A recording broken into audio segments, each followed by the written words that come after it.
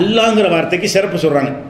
அல்லாங்கிற வார்த்தைக்கு வந்து எப்படிப்பட்ட சிறப்புன்னா, அதுக்குண்டு சரி அதிசயிக்கத்தக்க விளைவுகள்லாம் இருக்கிறது.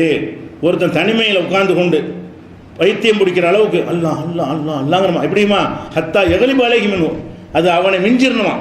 அந்த அளவுக்கு உட்கார்ந்துக்கிட்டு எல்லாத்தையும் மறந்துட்டு, கொண்டாட்டி பிள்ளை சோறு தண்ணி அனைத்தையும் மறந்துட்டு அல்லாஹ் அல்லாஹ் அல்லான்னு சொல்லிக்கிட்டு இருந்தால் அந்த நிலையில் அவனுக்கு ஒரு மாற்றம் ஏற்படுமா.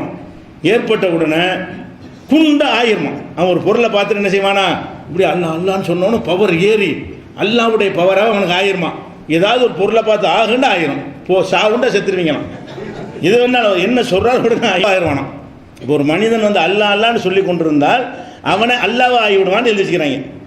இது ஈமானா, இவனுக்குள்ள காபீர் ஒத்த கொடுக்கணும். இதை எழுதுன இவனை காபீரா இல்லை இவன்.